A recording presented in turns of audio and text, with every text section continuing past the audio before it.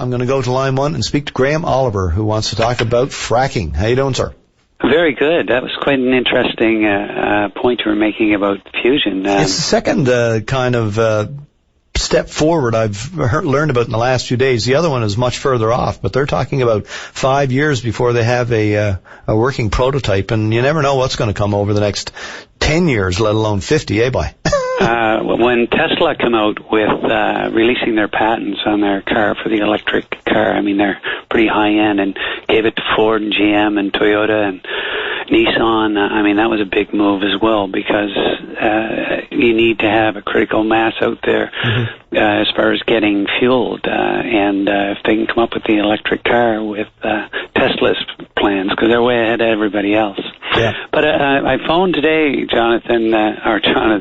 Peter, to speak about fracking panel, and I was on this morning, but I think after digesting 299 pages of the backup material, I might have been a little bit anxious to get out and say that government certainly come out and are pushing this ahead at a rapid pace, and I won't go into that. I will go to the terms of reference, and I read the first line, and I wanted to make a comment after that, because I've read all the documents.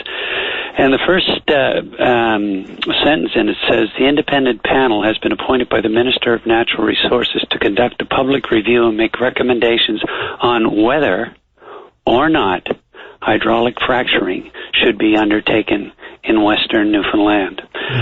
That is the opening sentence. And then for most of the rest, well, for a good part of the terms of reference and the backup documents, the Trilogy 1, 2, and 3 are about rules and regulations for hydraulic fracturing. Nothing, I don't think I read the word climate change in anything that was there, despite that the province has a tides campaign. I can't get it right now, but against climate change or health. Human health has not been represented. But there's a fair bit in there about their mandate to look at everything that is available on the impact on soil, on water, the ramifications of the storage of the fracking fluids, and the whatever treatment that gets as well. I mean, it does go into detail about all of those various aspects that people seem to be concerned about, doesn't it? Yeah, it does go into, but it goes into it from an industry point of view, in the sense that they talk about where you're going to store them, and one of the things was metal containers on site for fracking fluid. Or injecting it underground, as has been described as an option. But it does seem to indicate that they are charged with determining whether or not this can be done safely, effectively, and viably, I suppose. Economically. Yeah. Yes.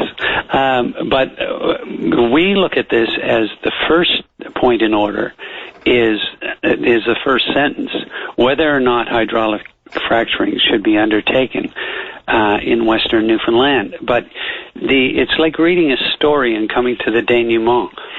Is you get to a point in this where you get to Trilogy 3, the third document. That's basically the regulations for hydraulic fracturing in Newfoundland. So if often I dwell on health and that side of it, and the welfare of the environment and the people, and there's very little on that, and that's where, for instance, I don't know if you read our letter regarding the panel.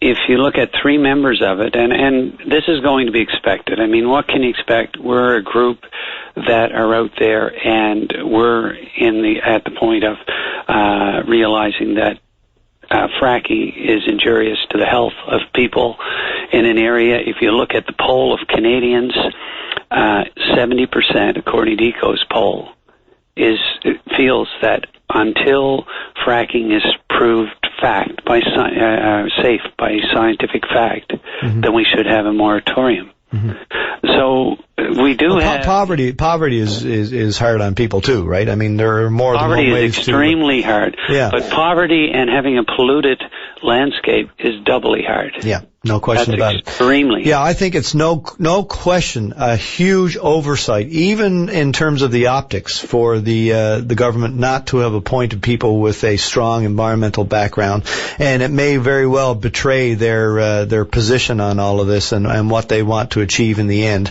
I think that's the job of governments is to create economic situation where people can work and where some prosperity can be fostered and et cetera. And sometimes they lose the sight of the costs of such activity sometimes, because it's not it is a different kind of cost, and it is an economic cost too when you have obviously environmental damage.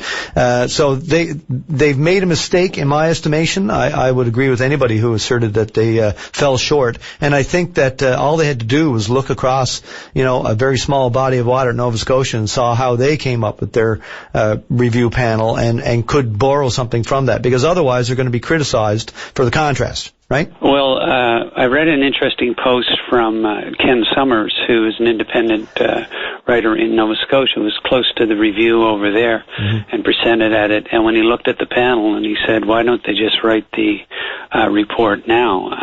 And I think in that case he was referring to Maurice Dussault, who I had the luxury of having a chance to question him in Corner Brook at the Harris Center, and I was not very impressed with his presentation. You mentioned he was on the Nova Scotia Review, but he's also was on, I think, the energy panel in New Brunswick, the Quebec panel, the Anacostia panel, Council of Academies, which I respect him for that. But the comments that, and all these people that I'm going to speak of are excellent academics in their own field, and that's Graham Gagnon, Wade Locke, Maurice Dussault, have been in the media that have made positive comments towards fracking. And I give you this example.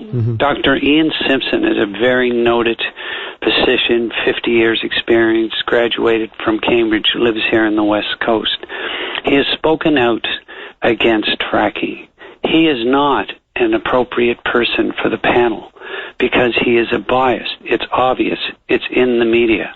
Dr. Wade Locke, who was on your show yesterday, or with Jonathan, is a brilliant economist. But he's already been on record as, in fact, what he said about the West Coast was that, it would be tragic. I think he said it would be unfortunate if we didn't, if there was an environmental mishap, but it will be tragic. Now, tragic is stronger than unfortunate if we didn't take advantage of this economic. I see where you're going with this, and you're going to have the other examples as well. And I think Mr. Dussault is on record as being pro-fracking as well. But, yes, you're probably really going to have a hard time finding the expertise you're looking for that haven't come down on one side or the other. And I don't mind, generally. I don't mind if they've done, because you would think after spending so much time in their fields and having written and read so much on it that they would have a position. That's fine, but you do have to start out with a balance of perspectives, and that's something that I think legitimately can be questioned here. Yeah. The other, you're absolutely correct. And when you say that, there's nothing wrong with having a panel. And if you want to have some people, for instance, if you're going to have experts in hydraulic fracturing, like Maurice Dussault is, and Graham Gagnon comes from the engineering, then what about the thing in our group, what we're talking about is our health. And health is more like, I was listening to a very poignant show all this week. It's been on media about mental health. I mean, last night there was Jerry Rogers had a big, or sponsored a big get together at Holy Heart of Mary in mental health. One of the big things with fracking, what people don't understand, if fracking were to take place, I live in Kippens, just down the hill. There's a brand new paved road. If fracking was to go ahead, you will see an unusual amount of traffic, and we're not talking traffic like if you look at the offshore, you've got jobs. You look at Long Pond, Long Harbor, you've got jobs that were there in a plant that's finished and it's going to be there for a long time, hopefully. Long Harbor, in the offshore cases, you were building gravity fed. When you go with a fracking operation, these are highly mobile and they move quickly too. I did the count for Shoal Point I just went through the project, just to do a simple well, to go in there, and this wasn't fracking, 300 trucks, big trucks. This is the trips, back and forth. And if you look at what would happen, and it's a mobile workforce in the most case, unless you have something like the Gulf of Mexico, or you have the Bakken, or you have the Alberta oil fields. So that people's lives will change, and if they do not plug in and you rush through with this panel and they come up with the findings that, yes, we're going to start hydraulic fracturing, you could have a rush of junior oils, companies with not deep pockets coming in, and it could be a mess very quickly. Yeah, that's one fear I stipulated there in my preamble, is that the small companies can't afford to do things the best way possible. That requires a lot more equipment, perhaps, and expertise. They have to do it the affordable way, and that can bring some dangers as well with it, no question about it. Sir, listen, I appreciate your time and your call. Let's do it again soon at some point. Lots more we can talk about, and I think Thank you very much, Peter. I enjoyed the conversation. Me too. Thanks again. Bye-bye. Bye-bye.